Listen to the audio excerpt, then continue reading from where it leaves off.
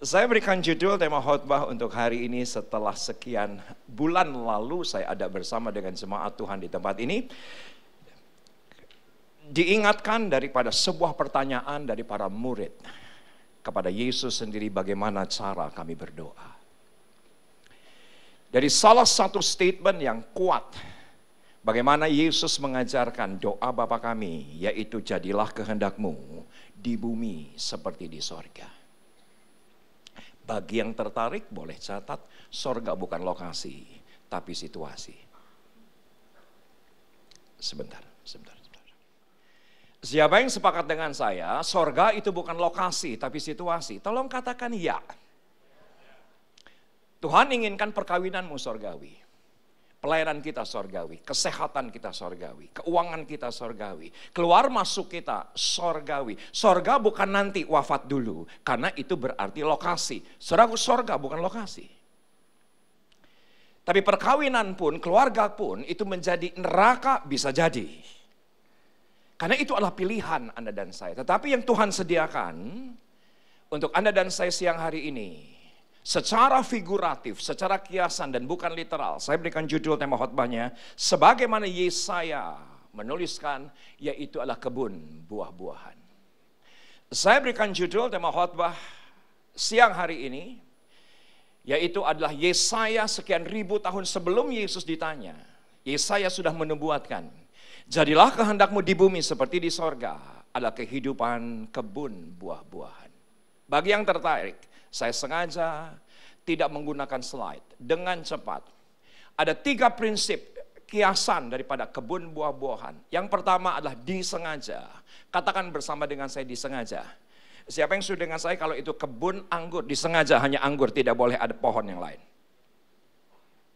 Konon cicing wae. Tenang, lagi loading. Lagi cari jaringan. Siapa yang sepakat dengan saya, saudaraku, yang namanya kebun buah-buahan adalah sesuatu yang disengaja. Tolong katakan ya. Kalau itu adalah kebun apel, saudaraku, disengaja tidak boleh ada pohon yang lain. Prinsip firman Tuhan tidak ada yang coincidence, semua by His design. Tolong katakan ya, bahkan selembar rambut sekalipun jatuh, dia tetap ada dalam kontrolnya. Saudaraku, kalau Anda renungkan hal ini, betapa hebatnya bahwa segala sesuatu itu disengaja. Sekian puluh tahun yang lalu saya ketika itu masih bekerja di sekitar Tamrin, Jakarta. Ingin mengunjungi satu klien yang ada di sekitar Semanggi, tetapi tidak tersedia mobil kantor, dan sekretariat kantor berkata bahwa kamu harus ngikutin teman kamu yang sedang on the way juga ke sekitar Semanggi, tepatnya di Bendungan Hilir. Akhirnya saya mengikuti mobil teman saya, dan teman saya ketika sampai di Bendungan Hilir berkata bahwa saya cuma sebentar akan taruh ini dokumen, setelah itu kembali sekitar 10 menit. Maka dia memberikan pesan, cicing di dia ulah ke mana, katakan bersama dengan saya, cicing di dia. Pokoknya cicing we ngajentul di dia di mobil, dicangan eta AC teh, bisi kapanasan, cicing, anu urang mah ngan sakedeung. Tenang, gak usah cari Google Translate. Toh Anda juga bingung ngetiknya. Saudaraku, dia berkata 10 menit, AC dinyalakan. Apa yang terjadi? Dia turun menuju kantor tersebut untuk menyerahkan dokumen. Ternyata AC-nya gak tahu kenapa, mendadak panas. Dan saudaraku, ketika mendadak panas, saya mengambil keputusan untuk turun dari mobil mengikuti teman saya. Ya saudaraku, sekedar untuk mendinginkan daripada di mobil panas. Apa yang terjadi ketika dokumen diserahkan? Ternyata yang terima Elsa. Gitu ceritanya. Aduh, eta awewe menikelis gitu. Mual aya nu kitu teh di kampung teh, aleh menikelis gitu. Anda tahu?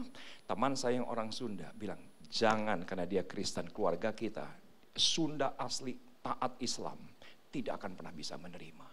2 tahun kemudian saya menikah, bukan Elsa yang jadi Islam, saya yang jadi Kristen. Setuju nggak dengan saya? Dengan sengaja. Itu yang namanya AC dipanaskan. Cicing wae, da mun teu panas mah da urang moal turun atuh. Kalau AC itu tetap dingin, setuju dengan saya, tidak akan melangkah keluar. Saya tidak punya alasan untuk melangkah keluar dari mobil tersebut. Iya, karena AC-nya panas, saya punya alasan untuk melangkah keluar. Ketemu Elsa. Saya berkata kepada teman saya, aduh menegelis kieu moal aya nu siah kieu teh. Ayah Jerman Chinese, ibu Prancis, Belanda, Portugis. Piala Dunia kemarin dia bingung pilih yang mana. Karena dalam Tuhan Segala sesuatunya disengaja. Dan Anda harus mengerti, Anda hari ini 10 September ada di ruangan ini dengan sengaja Tuhan izinkan. Ada sesuatu yang Tuhan inginkan agar semua kita menikmati kebun buah-buahan. Sampai di sini oke? Tepuk tangan bagi Tuhan. Yang kedua, langsung dicatat, yang namanya kebun buah-buahan itu pasti sekelompok pohon. Kalau itu 500 persegi yang namanya kebun anggur, let's say. Setuju nggak dengan saya? Nggak mungkin hanya satu pohon. Pasti satu kelompok. Namanya juga kebun. Saudaraku, ini prinsip dalam kehidupan. Saudaraku, jangan pernah tinggalkan komunitas rohani. Jangan pernah tinggalkan komunitas iman. Saudaraku, karena tidak seorang pun berhasil sendirian. Tolong katakan dia. Untuk kita menjadi berhasil, kita membutuhkan pertolongan orang lain.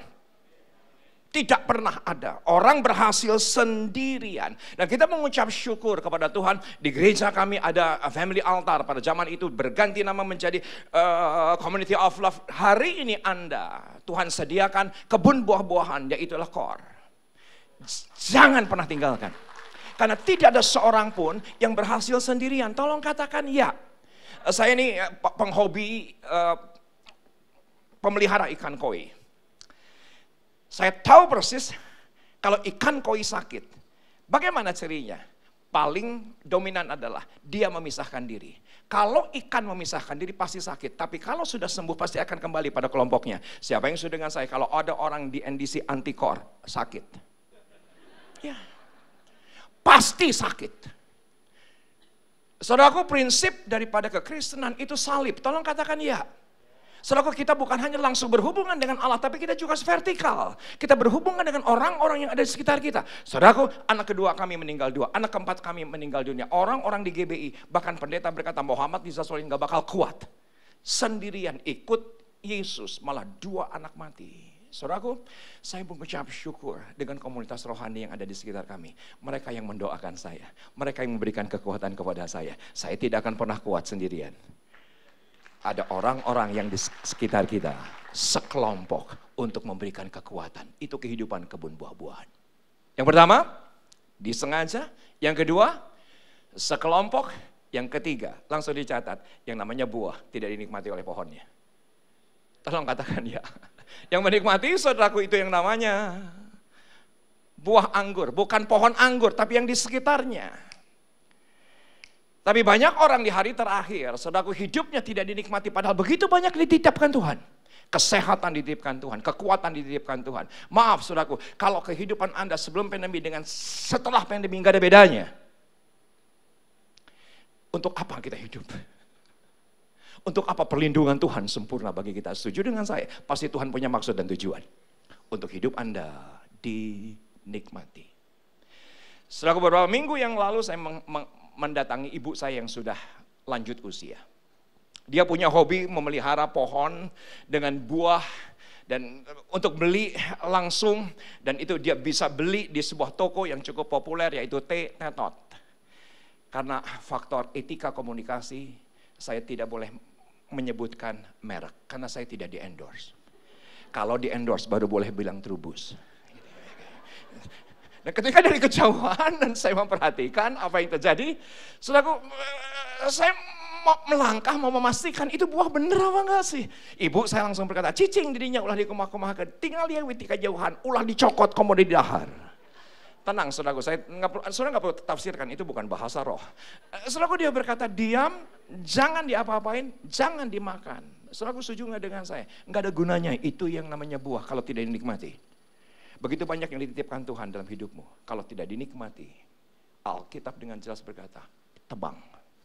Yesus yang berkata demikian. Setelah sekian tahun mengikuti Tuhan, saya beribadah di sebuah gereja yang hype ketika itu, happening ketika itu. Viral ketika itu, namanya adalah GBI Betani, Karsa Pemuda Senayan. Setiap minggu saya harus lewati Permata Hijau, belok kanan GBK, setelah itu TVRI Senayan. Setiap minggu. Saya bersuka cita atas gereja itu, saya bersuka cita atas pelayanan pendeta Dr. Insinyur Niko Nyoto Harjo yang melayani saya secara personal. Menjadikan saya menjadi orang percaya. Dan apa yang terjadi? Tapi di satu hari turun dari turunan Permata Hijau, saya temukan di sebelah kiri ada satu keluarga yang sedang bergandengan tangan. Nggak tahu kenapa. Satu anak yang melepaskan diri, lari dan nabrak mobil kami. Dan ketika nabrak mobil kami, saya kagetnya luar biasa. Tidak cepat, cuma 30 km per jam. Tetapi yang jadi masalah itu ketika anak nabrak yang namanya spion, saudaraku, sekampung keluar, Kang. Dan itu membuat saya trauma luar biasa. Dan saya berkata kepada Elsa, sekali-kali lagi saya tidak akan lagi kebaktian di Betani. Tidak akan lagi kebaktian di Senayan. Kenapa? Karena harus lewat rute yang sama. Elsa bilang gini, jadi kita mau ibadah di mana? Elsa berkata, saya baru dengar pengumuman. Ayah kandung pendeta Dr. Insinyur Niko Nyoto Raharjo almarhum, yaitu pendeta Suwito Nyoto Raharjo, baru saja membuka gereja Sawangan. Jadi dekat dari rumah kita. Minggu depan kita ke Sawangan saja. Saudaraku, itu yang namanya Senayan berbeda dengan Sawangan. Yang namanya Senayan, saudaraku, orang lewat semriwing minyak wangi. Di Sawangan, minyak angin. Karena ada gerejanya ada di dalam panti jompo. Sampai hari ini gereja kami ada di panti jompo. Saudaraku, tidak nyana dan tidak diduga, 10 tahun kemudian pendeta Suwito Nyoto Raharjo meninggal. Pak Niko meminta saya menjadi gembala sidang. Sepakat nggak dengan saya? Anak itu lari, tabrak spion, disengaja. Ngerti itu sih? Kasih ekspresi dong. Iya gak sih? Itu dengan sengaja, tolong katakan ya. Saudaraku, betapa nikmatnya ketika saya terus menikmati semua yang baik di Karsa Pemuda. Tetapi saya tahu persis tujuan ilahi dalam kehidupan saya. Saya harus jadi berkat bagi banyak orang. Bukan di tempat yang nikmat, tetapi yang di mana saya jadi berkat. Tolong katakan ya. Itu prinsip kebun buah-buahan. Di mana ayatnya? Yuk kita buka. Yesaya 15. Yesaya 32 ayat 15, yuk sama-sama kita buka. Sampai dicurahkan kepada kita roh dari atas. Sampai dicurahkannya bagi semua Anda, Roh Kudus yang 2000 tahun yang lalu. Dan eskalasinya, katakan bersama dengan saya eskalasinya. Belum semua eskalasinya. Roh Kudus akan lebih pekat lagi, lebih tebal lagi. 1 dekade mendatang sampai 2033. Semua hamba Tuhan berkata bahwa Roh Kudus akan dicurahkan semakin tebal. Roh Kudus akan dicurahkan semakin pekat. Roh Kudus akan dicurahkan semakin kuat. Dan saya mengucap syukur karena dari situlah kehidupan padang gurun akan diubahkan menjadi kebun buah-buahan. Dan kebun buah-buahan itu bahkan dianggap hutan. Maaf saudaraku, saya harus bersaksi karena ayat ini ayat figuratif, ayat ini ayat kiasan. Agak sulit menjelaskan buat saya yang tidak pernah sekolah Alkitab, tidak pernah sekolah teologi, tidak pernah sekolah seminari. Otak saya nggak mampu, tapi saya mencoba untuk menjelaskan ayat yang kaya dengan arti figuratif ini. Ketika beberapa hari yang lalu, saya diminta oleh sahabat saya Daniel Hendrata dan juga Debbie Hendrata. Dan berkata, Kang, datanglah ke podcast kami untuk jadi berkat. Ketika saya datang dan pertanyaan pertama, Kang seperti apa kehidupan Kang? Perkawinan bersama dengan Elsa. Saya langsung jawab, perkawinan padang gurun. Dari usia 12 tahun saya full time, bukan full time melayani Tuhan, full time menggunakan narkotik. Menikah, saudaraku, 9 tahun pertama, bukan sorga terjadi di bumi, neraka terjadi di bumi. Maka saya mengerti sekarang, saudaraku, sorga neraka bukan lokasi. Tolong katakan ya. Saudara, ada begitu banyak perkawinan orang Kristen sekalipun neraka terjadi. Sesuatu yang menyiksa terjadi. Dan itu pun yang terjadi dalam perkawinan kami. Puncaknya saudaraku di satu hari. Saya sudah dalam keadaan sakau. Pulang cepat ke rumah. Ada 5-6 gram. Dan ketika sampai di rumah. Saset yang seharusnya ada 5-6 gram.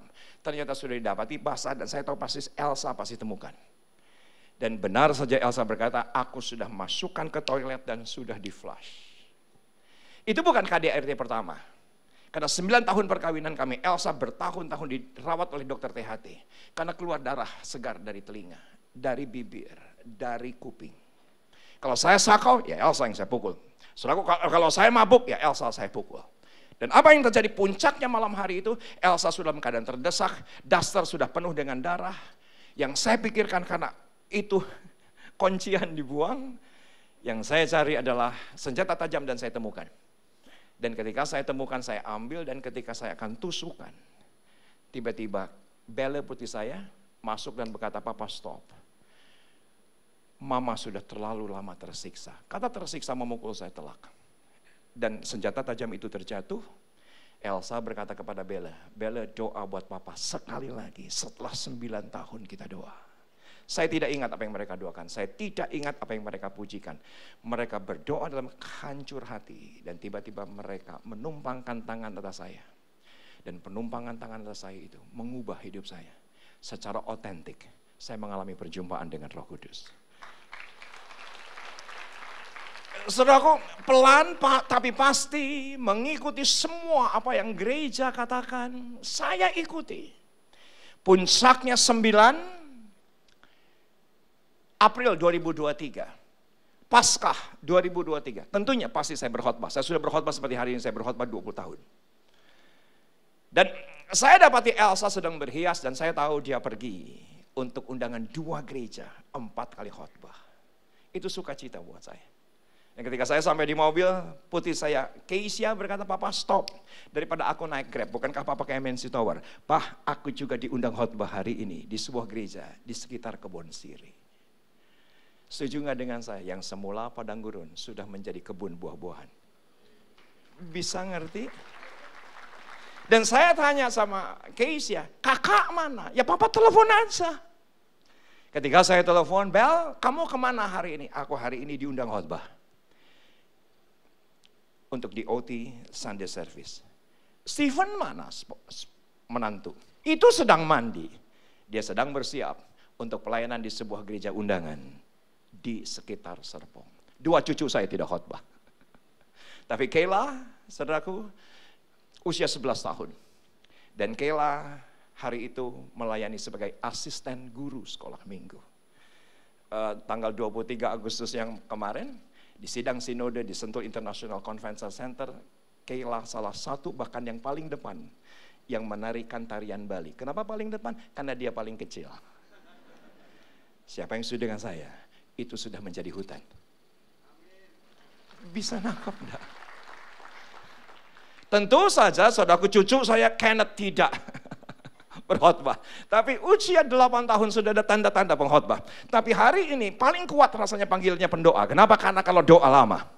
Kita kalau mesbah keluarga, kita lihat-lihatan jangan sampai kalau udah malam dia yang doa. Karena beberapa waktu yang lalu dia doa sampai doakan Kim Jong Un. Dan saya berkata, "Net, rek naon atau wawuh gente." Genki, ini penting. Karena orang Korea Utara nggak bisa ke gereja gara-gara Kim Jong Un. Jadi kita harus doakan Kim Jong Un. Katanya begitu, saudaraku, ya kan. Dan saudaraku, sorry, cucu saya usia 8 tahun itu terobsesi dengan uang. Terobsesi dengan uang. Saya harus jujur sebagai kakek. Dia melihat segala sesuatu dari nilai uang. Walaupun dia nggak tahu 10.000 sama 100.000 besar yang mana. Tetapi dia cuma berpikir untuk mendapatkan sesuatu harus pakai uang, gitu ceritanya. Jadi kalau misalnya lihat mobil Genki ini berapa harganya, lihat handphone ini berapa harganya, lihat masuk aja ke gedung ini, saya tahu persis dia pasti akan tanya, "Ini gedung berapa bangunnya?" Selalu, walaupun dia nggak ngerti. Tapi yang dia ngerti untuk mendapatkan uang, untuk mendapatkan sesuatu menggunakan uang. Beberapa hari yang lalu dia ambil handphone ibunya, dia rekam, cekrek. Dan akhirnya dia upload sendiri di YouTube. Dia berkata begini, "Guys, kita boleh punya uang, tapi jangan cinta uang. Karena uang itu benda mati. Karena kalau kita jatuh cinta sama uang, karena uang gak bakal jatuh cinta sama kita. Kita jangan punya perasaan sama benda mati, karena benda mati gak pernah punya perasaan sama kita." Yang saya ingin katakan adalah, yang semula padang gurun menjadi kebun buah-buahan dan menjadi hutan, dinikmati oleh banyak orang. Tepuk tangan yang lebih pantas bagi Tuhan. Dan saya tahu persis kalau Anda ada di ruangan ini, Tuhan dengan sengaja, inilah Tuhan yang ingin desain dalam kehidupan kita. Katakan ya. Perhatikan saudaraku, ayat yang ke-16, di padang gurun selalu akan berlaku keadilan, padahal tidak ada yang salah dengan keadilan menurut saya. Tidak ada yang salah dengan keadilan, tetapi itulah gambaran daripada padang gurun. Sedangkan kebun buah-buahan akan tetap ada kebenaran. Dan terus terang, saudaraku, dengan keterbatasan teologi saya terus bergumul dengan Tuhan. Apa yang salah dengan keadilan? Saudaraku, bukankah Tuhan kita setia dan adil? Tolong katakan ya. Betapa sulitnya manusia untuk berlaku adil. Akhirnya saya mengerti ketika saya banyak baca tafsiran dan tidak satu pun yang memuaskan roh saya. Ketika saya sampai pada bahasa aslinya sangat menolong. Ketika Alkitab berbahasa Inggris King James sangat menolong. Perhatikan next slide. Ternyata saudaraku, yang namanya keadilan tidak menggunakan kata justice, tapi menggunakan kata judgment. Saya ngerti. Kenapa saudaraku? Karena kehidupan padang gurun, perkawinan padang gurun, Keluarga padang gurun, bisnis padang gurun, relationship padang gurun, itu adalah kehidupan yang penuh dengan penghakiman. Salah langsung dihakimi. Dan itulah keadilan. Tolong katakan ya. Dan siapa yang sepakat dengan saya, itulah gambaran perjanjian lama. Karena perjanjian lama Anda lakukan, diberkati. Anda tidak lakukan, dikutuk. Setuju dengan saya, itu adil. Kita mengucap syukur, di dalam Kristus tidak ada yang berlaku keadilan. Tetapi adalah kebenaran. Itu keren banget. Apa saudaraku keadilan? Agama menurut saya. Itu keadilan. Apa saudaraku agama? Yuk sama-sama latih mulai hari ini. Temenang kitu, kudu kitu, kudu kieu. 2, 3 ya. Temenang kitu, kudu kitu, kudu kieu. Saya ini udah 5 tahun bolak-balik ke NDC. Kok Anda nggak pinter-pinter sih? Tolong katakan. Temenang kitu, kudu kitu, kudu kieu. 2, 3 ya.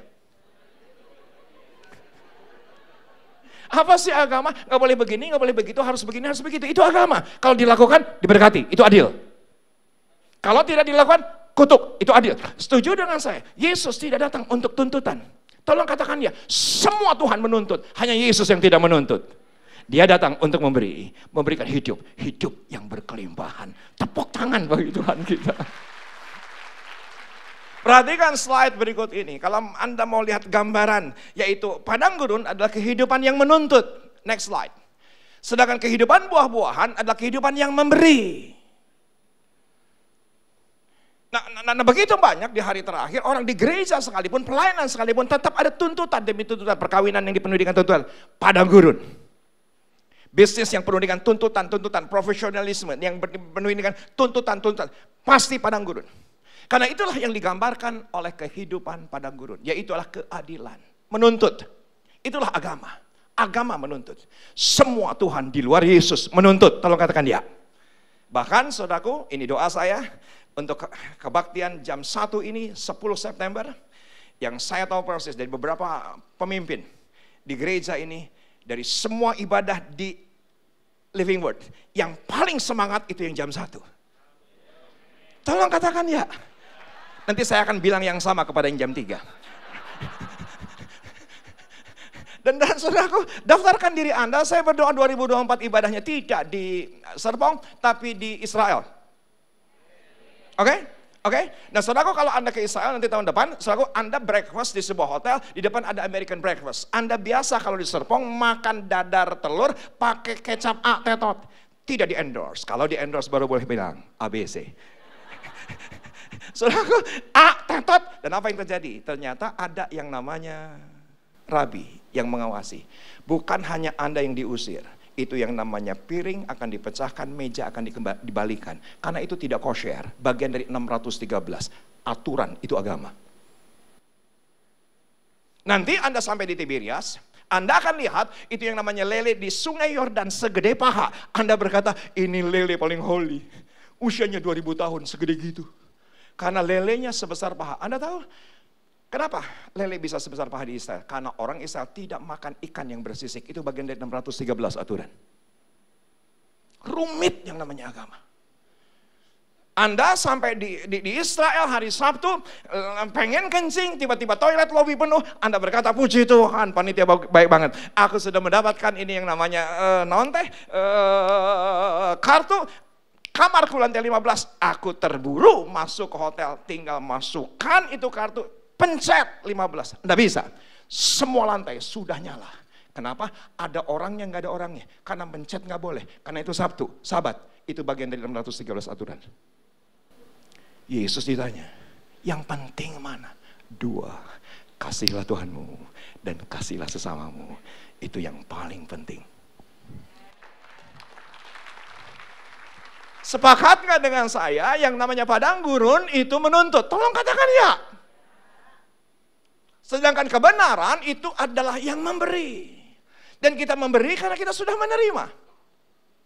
Saya nggak ngerti, saudaraku, ada satu pendeta hebat datang ke Israel dan berkata tidak perlu lagi yang namanya persepuluhan. Viral di Indonesia. Ini prinsip teologi ya, setuju dengan saya. Kita memberi karena sudah menerima. Kita mengasihi karena Tuhan yang terlebih dahulu mengasihi kita. Kita melayani karena Tuhan yang sudah terlebih dahulu melayani kita. Maaf kalau Anda nggak terus melayani, berarti Anda kehilangan kasih yang semula. Karena kasih semula bukan kasih kita kepada Tuhan. Kasih yang semula adalah kasih Tuhan yang terlebih dahulu. Agak berat. Lelaunan. Kasih yang semula bukan kasih kita kepada Tuhan. Tolong katakan ya. Kalau kasih kita adalah kasih kita kepada Tuhan, itu agama. Kasih yang semula adalah kasih Tuhan yang terlebih dahulu. Jangan pernah sampai hilang. Dan kalau kita ingat itu, kita pasti akan melayani Tuhan. Saya punya pergumulan 17 tahun.